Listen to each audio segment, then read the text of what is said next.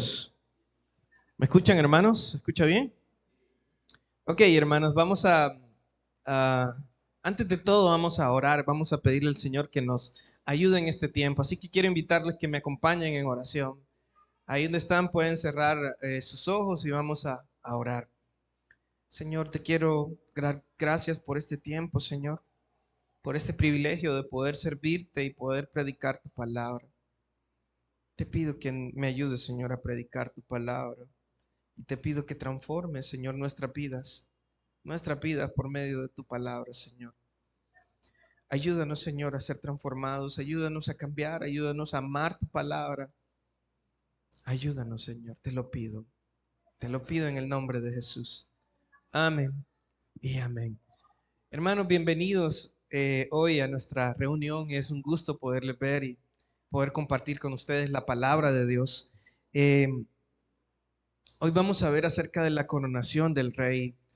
Y está en Lucas capítulo 19, versículos 28 al 44. Y antes de comenzar, vamos a dar una breve introducción. No sé si ustedes han visto alguna vez la coronación de algún rey. Quiero decirles que hace poco hubo la coronación del rey Carlos III. Y esta coronación de este rey tuvo lugar en Inglaterra, en la iglesia de Westminster, en Londres, Inglaterra, y tuvo lugar el sábado 6 de mayo del 2023, o sea, hace poco. Y fue la primera coronación en 70 años ahí en ese lugar, o sea que hacía 70 años no se coronaba a un rey. Y los preparativos para este evento llevaron unos 8 meses, 8 meses. Y fue un evento muy bonito, muy elegante, con mucha pompa y mucha alegría. El rey Carlos llegó a su coronación en una carroza negra con adornos dorados, muy bonitos, y alada por unos 6 caballos. Habían 6 caballos que alaban esta carroza. Eh, También es interesante que después de su coronación se marchó en una carroza eh, de oro, o sea, bañada en oro completamente. Esa era una carroza totalmente diferente, pero de oro. Y esta carroza era alada por unos 8 caballos porque pesaba más y era algo muy bonito y muy pomposo, muy pomposo. Pero quiero decirles que el rey más grande de este mundo no llegó a su coronación en una carroza como esta, sino que llegó humilde y sencillo montado en un burrito. Ese fue nuestro Señor Jesucristo. Llegó a su coronación en un burrito. Y este evento no solo fue algo planificado en 8 meses, o sea que este evento fue planificado desde antes de la fundación del mundo y tuvo lugar en Jerusalén. Ahí fue donde Jesús fue coronado como rey. Pero es interesante que su corona no fue una corona como la del rey Carlos III, llena de rubíes y de oro, ¿verdad? Sino que fue una corona de espinas. Hoy vamos a ver la coronación de nuestro rey, la coronación del rey. Y vamos a ir al pasaje, Lucas 18, Lucas 19, perdón, versículo 28 en adelante. Dice: dicho esto, iba adelante subiendo a Jerusalén. Y aconteció que llegando cerca de Betfagé y de Betania, al monte que se llama de los Olivos, envió 2 de sus discípulos, diciendo: id a la aldea de enfrente, y al entrar en ella hallaréis un pollino atado, en el cual ningún hombre ha montado jamás. Desatadlo y traedlo. Y si alguien os preguntare por qué lo desatáis, le responderéis así: porque el Señor lo necesita. Fueron los que habían sido enviados y hallaron como les dijo. Y cuando desataban el pollino, sus dueños le dijeron: ¿por qué desatáis el pollino? Y ellos dijeron: porque el Señor lo necesita. Y lo trajeron a Jesús, y habiendo echado sus mantos sobre el pollino, subieron a Jesús encima, y a su paso tendían sus mantos por el camino. Cuando llegaban ya cerca de la bajada del monte de los olivos, toda la multitud de los discípulos, gozándose, comenzaron a alabar a Dios a grandes voces por todas las maravillas que habían visto, diciendo: bendito el Rey que viene en el nombre del Señor, paz en el cielo y gloria en las alturas. Entonces algunos de los fariseos de entre la multitud le dijeron: Maestro, reprende a tus discípulos. Él respondiendo les dijo: os digo que si estos callaran, las piedras clamarían. Y cuando llegó cerca de la ciudad, al verla lloró sobre ella, diciendo: oh, si también tú conocieses, a lo menos en este tu día, lo que es para tu paz, mas ahora está encubierta de tus ojos, porque vendrán días sobre ti cuando tus enemigos te rodearán con vallado y te sitiarán y por todas partes te echarán y te derribarán a tierra y a tus hijos dentro de ti, y no dejarán en ti piedra sobre piedra, por cuanto no conociste el tiempo de tu visitación. Amén. Y quiero decirles que esta historia, esta entrada de nuestro Señor a su coronación es algo muy, muy bonito. Eh, Anteriormente vimos cómo Jesús empezó a contar una historia acerca de un noble y de sus 10 siervos. Y este noble se fue a un país lejano para recibir un reino, ¿verdad? Y mientras él se iba, ¿verdad? Entonces le encargó a sus siervos, le encargó una mina a cada uno de sus siervos. Y eran 10 siervos, 10 minas les encargó. Y les dijo: negociad, entre tanto vengo, ¿verdad? Esta historia que contó nuestro Señor Jesucristo tenía un propósito, y es que Jesús se dirigía a Jerusalén, y en Jerusalén él tenía como propósito morir en la cruz, ¿verdad? Pero las personas que iban con él y aún sus discípulos pensaban que el reino de Dios se manifestaría inmediatamente. Con esta historia Jesús corrige el error y le dice: no, el reino no se va a manifestar inmediatamente en el sentido que ellos querían, ¿verdad? Terrenalmente. El reino no se va a manifestar así inmediatamente. Y otra cosa, les decía: mientras yo me voy, más bien yo me voy a ir, les dice, y voy a estar en el cielo. Pero mientras yo estoy allá, lo que deben hacer ustedes es trabajar. ¿Y trabajar en qué? Les decía nuestro Señor Jesucristo. ¿Trabajar en qué? En la obra del Señor. En la obra. Mientras yo les dice estoy allá, ustedes deben trabajar. Por eso les decía negociar. O sea, les había confiado en la historia que contaba Jesús, se les había confiado a sus siervos una mina, o sea, una cantidad de dinero. Y con eso les dice negociar. Entonces, a nosotros se nos ha confiado el Evangelio, y con el Evangelio debemos ganar a otras personas para Cristo. Debemos extender el reino de Dios. Entonces debemos trabajar en la obra. Amén, hermanos. Y eso es lo que habíamos visto la vez pasada. En estos versículos del 28 al 44 vamos a ver la coronación de Jesús, y vamos a ver primeramente los preparativos para su entrada y el llanto por Jerusalén.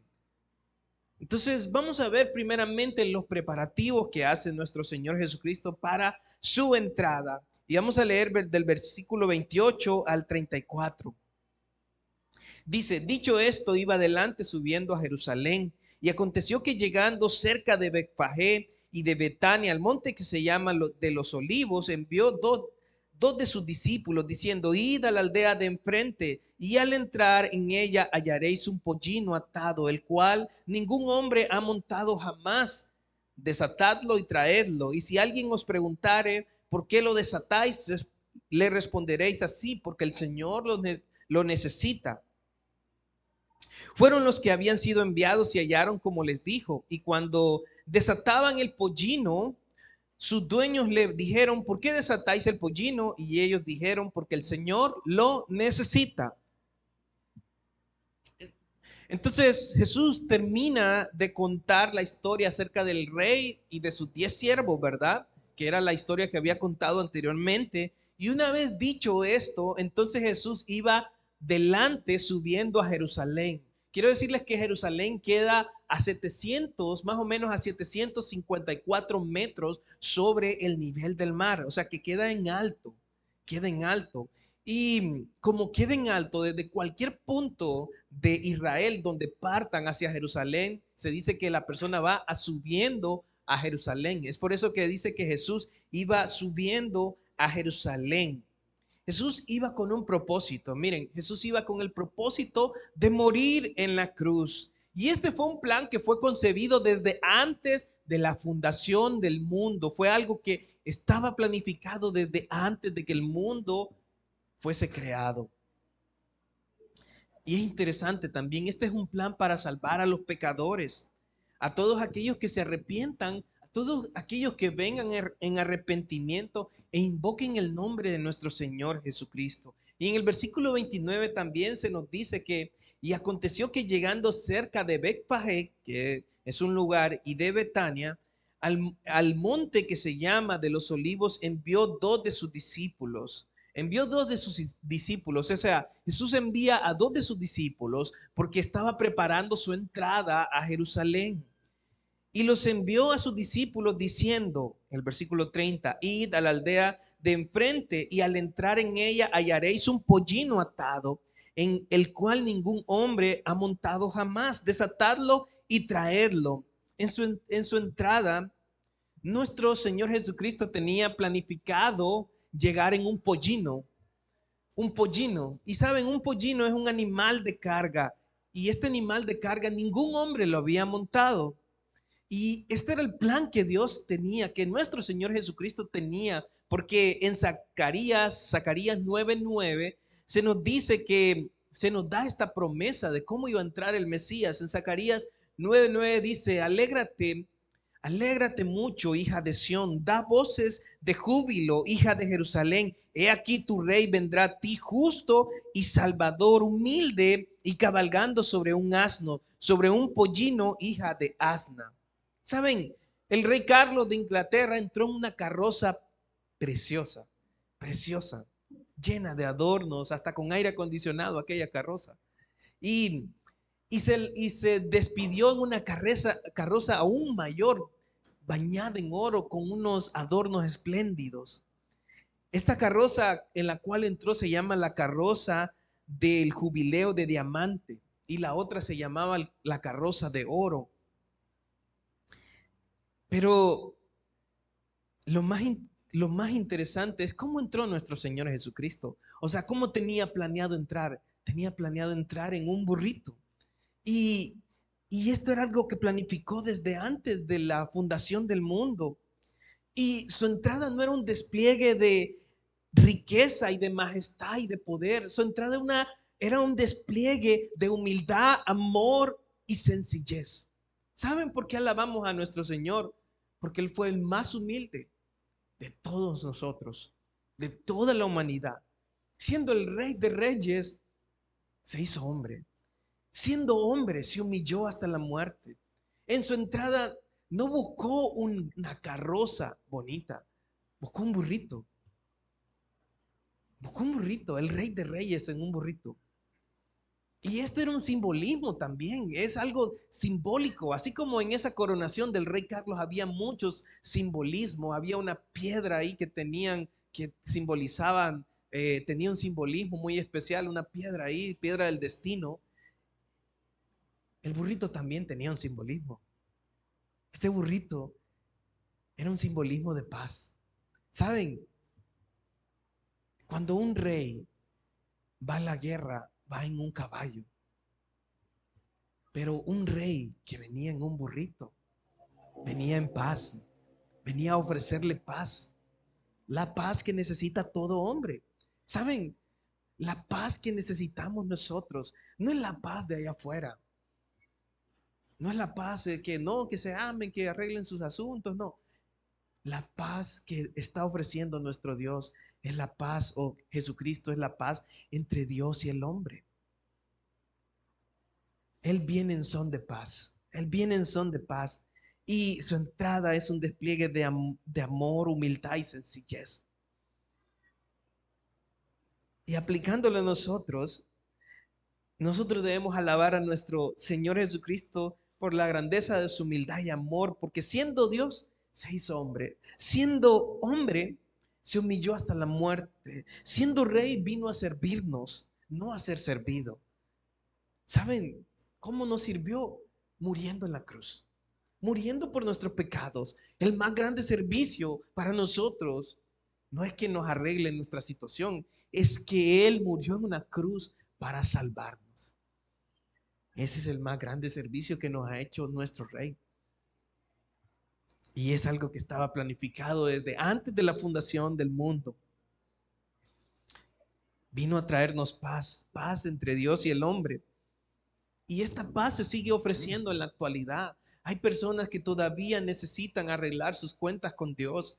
Hay personas que necesitan venir a Cristo para arreglar su situación con Dios. Porque somos enemigos de Dios sin Cristo. Somos enemigos. Y yo te quiero preguntar, ¿y tú ya estás en paz con Dios? ¿Estás en paz con Dios? ¿Tienes a Jesús en tu vida? ¿Tienes a Jesús en tu corazón verdaderamente? Ok, Jesús continúa con su preparación y les dice a sus discípulos en el versículo 31, y si alguien os preguntare por qué lo desatáis, le responderéis así, porque el Señor lo necesita. El Señor sabía que sus dueños iban a preguntar acerca de este burrito y cuando comenzaran a desatarlo, entonces iban a decir, ¿y ustedes qué les pasa? Que vienen a desatar el burrito, ¿verdad? Entonces el Señor sabía y les dice lo que deben responder a sus discípulos, a sus discípulos y les dicen que lo que tenían que decir era porque el Señor lo necesita. Si les preguntaban por qué lo desatan, porque el Señor lo necesita. Esto era suficiente para sus dueños, porque probablemente sus dueños conocían a Jesús, probablemente creían en él y no se iban a oponer a prestar su burrito o esos animales, porque no solo fue uno, sino fueron dos animalitos.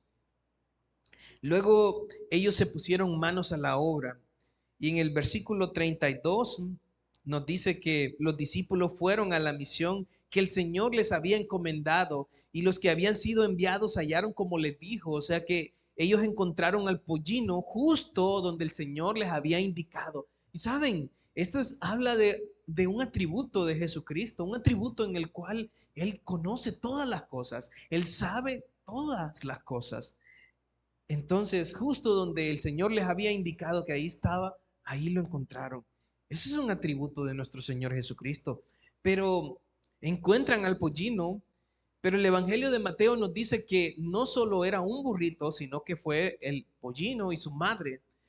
Este animal, este pollino era un animal sin domar, era un animal que no había sido montado. Probablemente llevaron a su madre para que su madre fuese adelante y el burrito pudiera seguir a su madre. Entonces, vemos que en el versículo 33 dice, y cuando los discípulos llegaron al lugar, dice, cuando desataban el pollino, sus dueños le dijeron, ¿por qué lo desatáis? ¿Por qué desatáis el pollino? Entonces ellos dijeron, porque el Señor lo necesita. Vemos que todo estaba bien planificado y esto era algo que había sido planificado antes de la fundación del mundo y estos eran los detalles, los últimos detalles de nuestro Señor. O sea, eran el último detalle, los últimos detalles. Ahí estaba el pollino, lo fueron a traer y esto estaba escrito también. Zacarías 9:9 fue escrito, o sea, mejor dicho, el libro de Zacarías fue escrito 500, más o menos 500 años antes de Jesucristo, antes de que esto sucediera. Jesús estaba cumpliendo todo lo que estaba acerca de él escrito. Estaba cumpliendo todo lo escrito. Era una planificación perfecta, perfecta. La coronación del rey Carlos duró o sea, la planificación duró unos 8 meses, pero esto era antes, desde antes de la fundación del mundo. Y cada detalle fue perfecto. No crean que el burrito fue lo único que fue que el Señor se lo halló y no, va a llegar en burrito porque no había otro transporte. No, estaba planificado, estaba planificado. Saben, Jesús venía a Jerusalén para ser coronado. Y esto era algo que estaba planificado. Entró un burrito para demostrar la naturaleza de su reino, un reino de paz, una paz entre Dios y el hombre. Y no solo eso, Él venía a morir en la cruz. Y esto estaba planificado también. Cada detalle estaba perfectamente planificado. Su corona no fue una corona de diamantes como la que tenía el rey Carlos III. No era una corona de oro con diamantes y rubíes y toda clase de piedras. Su corona era una corona de espinas por amor a ti, por amor a nosotros. Él no vino a ser servido, vino a servirnos. Y le alabamos por la grandeza de su humildad y de su amor. Ok, ya vimos las preparaciones, la preparación para su entrada, pero ahora vamos a ver la entrada del rey. Dice el versículo 35 al 40, y lo trajeron a Jesús, y habiendo echado sus mantos sobre el pollino, subieron a Jesús encima, y a su paso tendían sus mantos por el camino. Cuando llegaban ya cerca de la bajada del Monte de los Olivos, toda la multitud de los discípulos, gozándose, comenzó a alabar a Dios a grandes voces por todas las maravillas que habían visto, diciendo: bendito el Rey que viene en el nombre del Señor, paz en el cielo y gloria en las alturas. Entonces algunos de los fariseos de entre la multitud le dijeron: Maestro, reprende a tus discípulos. Él respondiendo les dijo: os digo que si estos callaran, las piedras clamarían. Ahora bien, sabemos que nuestro Señor Jesucristo tuvo su entrada un día domingo, o sea, 6 días antes de la Pascua. Lo sabemos por Juan capítulo 12, versículo 1, o sea que 6 días antes de la Pascua Jesús estaba entrando, un día domingo. Y grandes multitudes acompañaban a nuestro Señor Jesucristo porque en ese tiempo se estaba celebrando la Pascua en Jerusalén. Había más o menos, se mataban unos 250,000 corderos, se sacrificaban en ese tiempo. O sea, más de 2 millones de personas estaban en Jerusalén para la Pascua. Imagínense. Y toda esa multitud había escuchado acerca de Jesús y seguía a Jesús, iban con Jesús a Jerusalén. Entonces, Jesús venía a este lugar.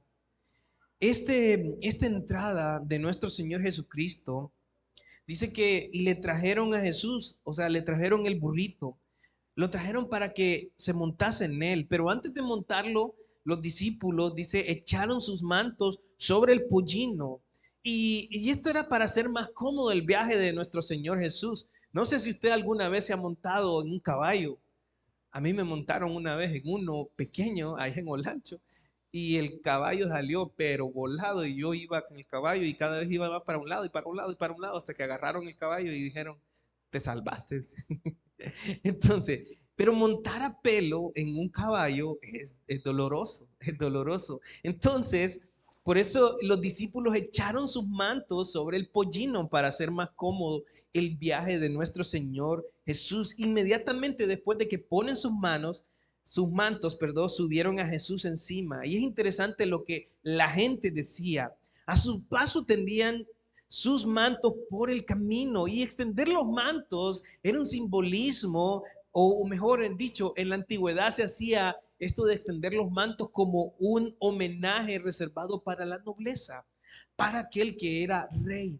De hecho, en Segunda de Reyes 9:13 se habla de un caso similar. Esta multitud iba alegre y reconocía que Jesús era el rey, el Mesías. Lo reconocían, sí, pero ellos tenían una idea errónea, porque el Mesías que ellos esperaban no iba a morir en la cruz. El Mesías venía a establecer su reino, y ese es el problema. Y mientras algunos de los discípulos, algunas de las personas eh, estiraban sus mantos, otros cortaban ramas de palmas y también las tiraban en el camino a nuestro Señor Jesucristo. Y las ramas de palma simbolizan la victoria, gozo y celebración. Eran victoria, gozo y celebración. O sea que estaban celebrando la victoria, estaban celebrando a nuestro Señor Jesucristo. La gente estaba celebrando a Jesús, y el versículo 37 dice: y cuando llegaban ya cerca de la bajada del Monte de los Olivos, toda la multitud de los discípulos, gozándose, comenzó a alabar a Dios a grandes voces por todas las maravillas que habían visto. Los discípulos que eran una gran cantidad de discípulos, estaban gozándose por todo esto. Y es interesante, se gozaban de todas las maravillas que habían visto. Ellos habían visto cómo Lázaro había resucitado de los muertos. Ellos habían visto cómo Bartimeo y otro ciego habían sido sanados en Jericó recientemente. Ellos habían visto todos los milagros que Jesús había hecho en su ministerio. De hecho, les voy a decir, eran muchos milagros. Personas resucitadas, Pedro caminando sobre el mar de Galilea, viendo a Jesús que caminaba también sobre el agua, viendo ciegos ser sanados, viendo cojos que les crecían los pies, viendo tantas cosas. ¿Cómo no vendrían estos discípulos? Dice que ellos decían, iban diciendo: bendito el Rey que viene en el nombre del Señor, paz en el cielo y gloria en las alturas. Es como cuando usted está en un partido y están gritando por su equipo, ¿verdad? Bueno, este no es el equipo, este es el Rey de Reyes. Y ellos venían diciendo: bendito el Rey que viene en el nombre del Señor, paz en el cielo y gloria en las alturas. Amén. Se despertaron algunos, ¿verdad? Entonces, era una alabanza, un reconocimiento. Reconocían a Jesús que era el Señor. Y ellos creían que el reino de Dios sería establecido inmediatamente. Por eso decían: bendito el Rey, bendito el que viene en el nombre del Señor. Ellos reconocían que Jesús era el Rey, el que venía de parte de Dios. Y de hecho, algunas personas decían, en Mateo 21:9, decían: Hosana al Hijo de David. O sea, Hosana quiere decir sálvanos. Decían: sálvanos, sálvanos, Hijo de David, sálvanos, Mesías. En otras palabras, ellos querían que Jesús los salvara, pero la salvación que ellos querían no era la salvación de sus pecados. La salvación que ellos querían era la salvación de su situación, de su necesidad.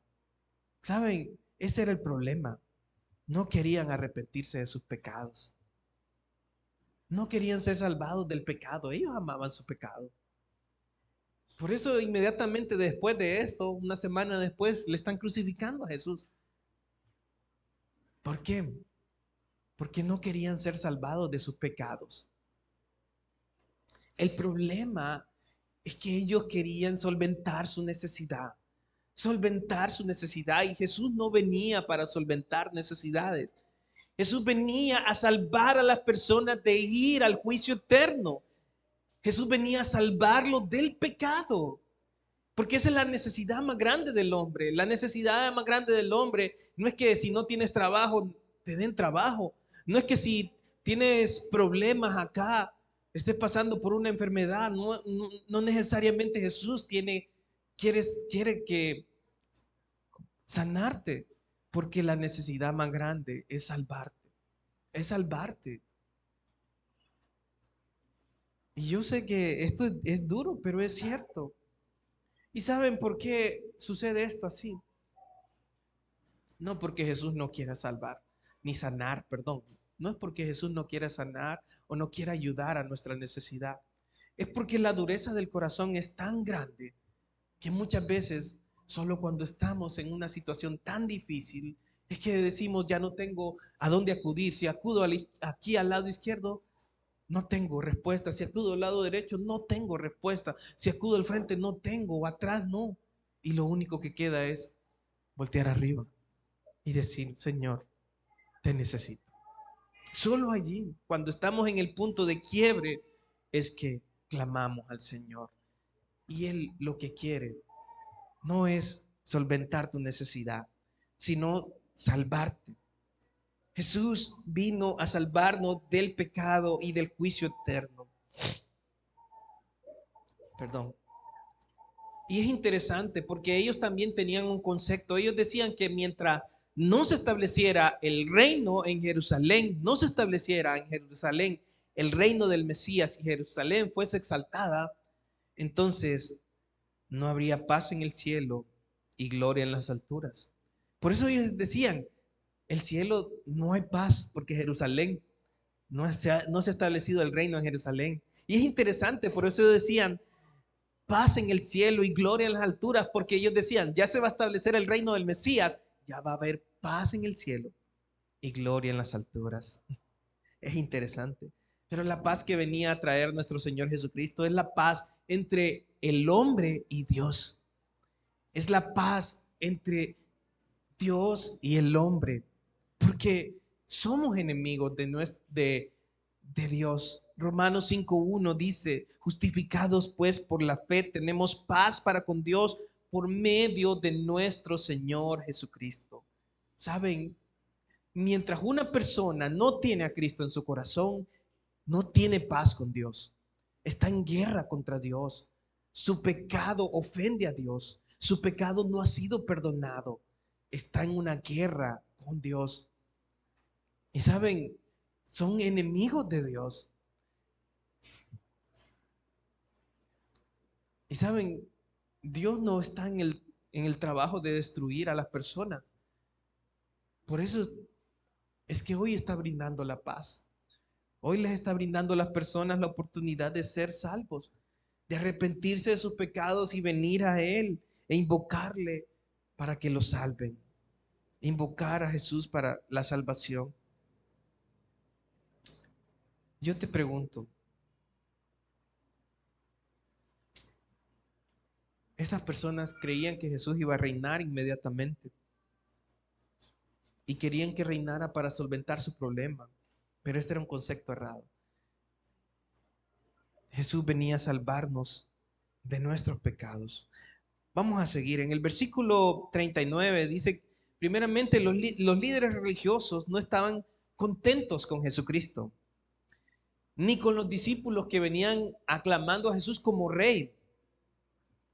Entonces el versículo 39 nos dice que entonces algunos de los fariseos de entre la multitud le dijeron, Maestro, reprende a tus discípulos. Los fariseos estaban ofendidos con Jesucristo porque Él venía, ¿verdad? Y estaban ofendidos mayormente con los discípulos que venían aclamando a Jesús como rey.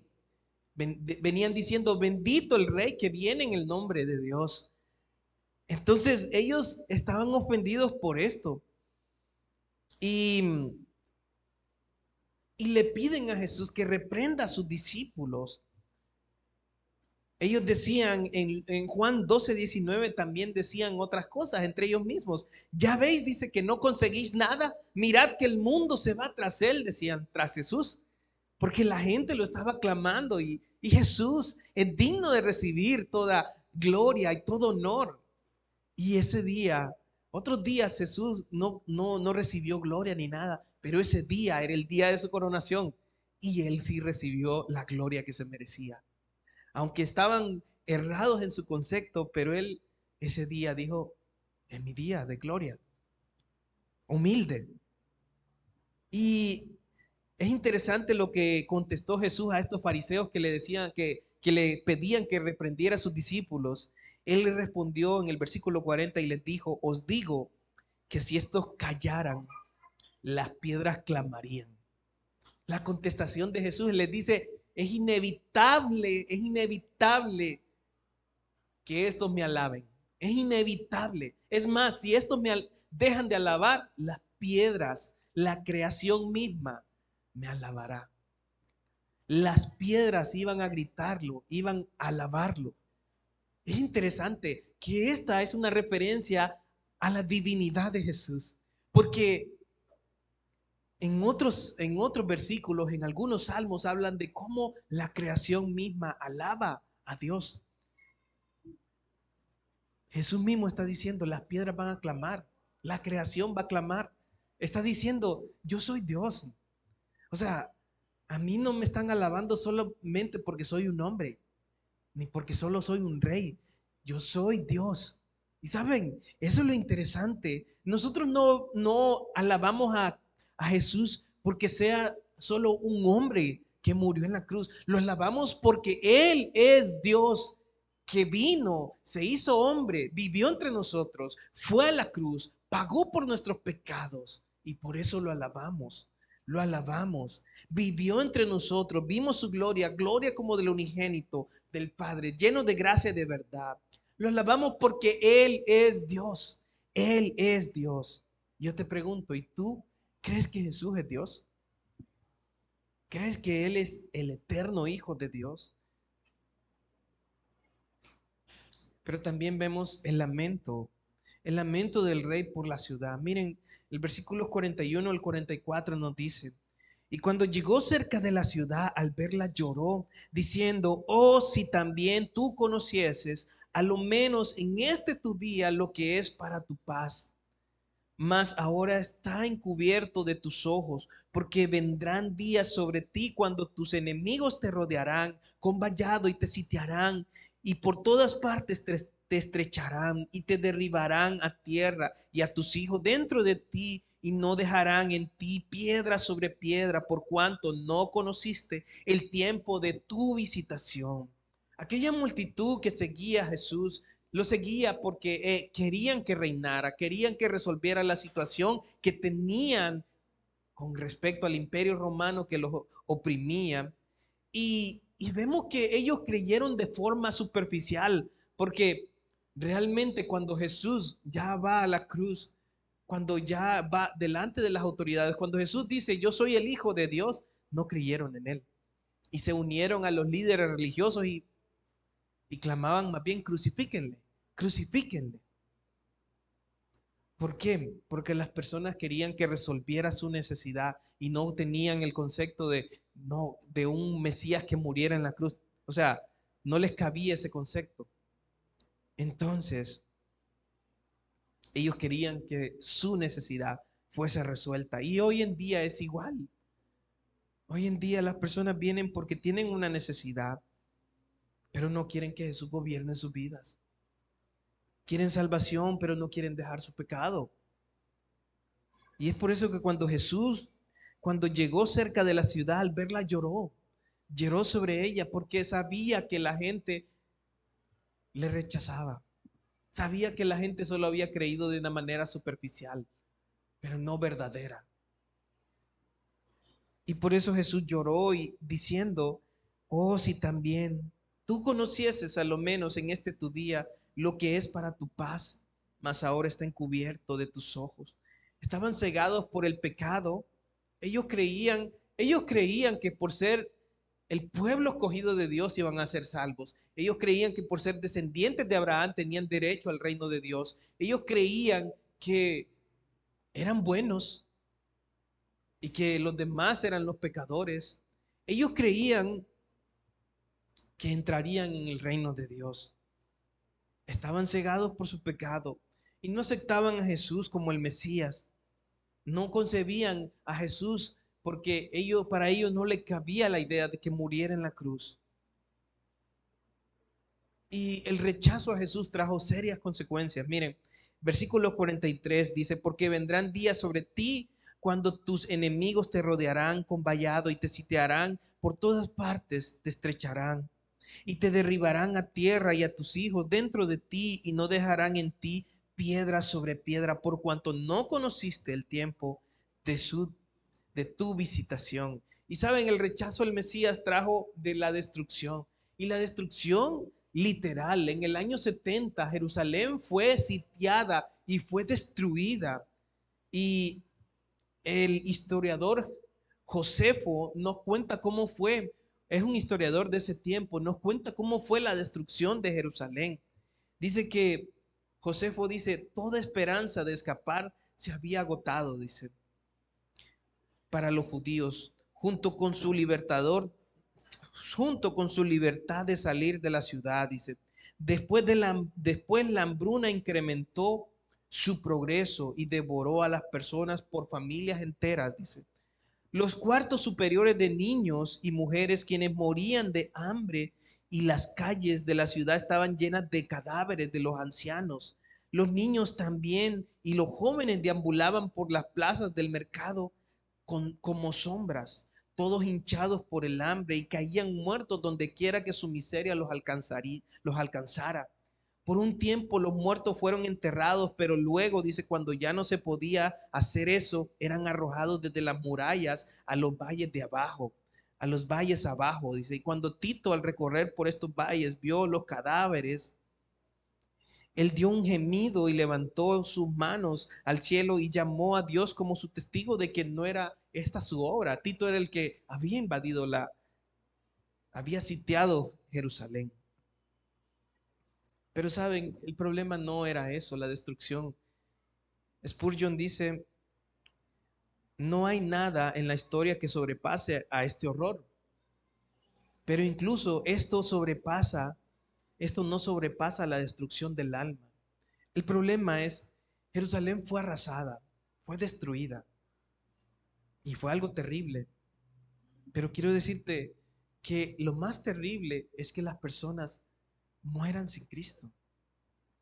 Mueran sin Cristo porque es una eternidad. El problema y el punto que llegamos aquí es que nuestro Señor no quiere la destrucción de las personas, no quiere que una persona se pierda. Él lloró por lo que venía, porque Él no está en el plan, o sea, no tiene ¿cómo decirlo? No está en el trabajo de destruir a las personas, sino de salvarlas.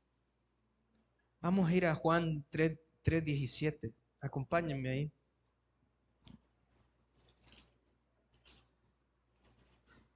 Dice, tienen ahí Juan 3:17.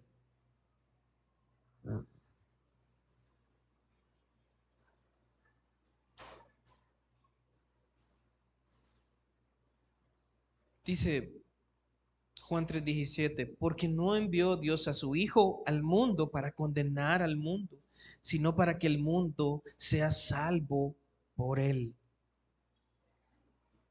Miren, nuestro Señor no está no está en ese trabajo de perder a las personas. ¿Qué dice el versículo 18? Juan 3:18. El que cree en Él no es condenado, pero el que no cree ya ha sido condenado porque no ha creído en el nombre del unigénito Hijo de Dios. Ese es el punto. Yo, miren, por eso predicamos la palabra de Dios, porque Dios no está en la tarea de perder, o sea, Él se duele por un pecador y se alegra cuando un pecador se arrepiente, se duele cuando un pecador no se arrepiente, pero se goza cuando hay un pecador que se arrepiente. Y yo te quiero preguntar, ¿tú estás a cuenta con Dios? Si hoy viniera nuestro Señor Jesucristo, porque un día va a regresar, y te estuvieras enfrente de Él, ¿cómo estarías? Llegará un día donde el Señor va a tener que arreglar cuentas. Hermanos, aquí va a arreglar cuentas con cada uno de nosotros. Él no está en la tarea de perder. Y yo quiero decirte, hoy hermano, hoy es el tiempo de paz. Hoy es cuando el Señor te está diciendo todavía, yo vine en son de paz. Yo vine para traer paz y todavía está esa paz. Todavía Él está ofreciendo esa paz entre Dios y el hombre. Pero si Jesús viniera, esa paz ya no va a haber oportunidad. Yo te pregunto, si Jesús viene hoy, digamos unos minutos, ¿realmente el Señor te juzgaría y te enviaría al infierno? ¿O estarías con Él? Yo te animo a que pienses en eso. Y quiero pedirte que arregles tu situación con Dios. No te quedes así. Vamos a orar. Padre, gracias te doy, Señor. Te pido te pido, Señor, por esta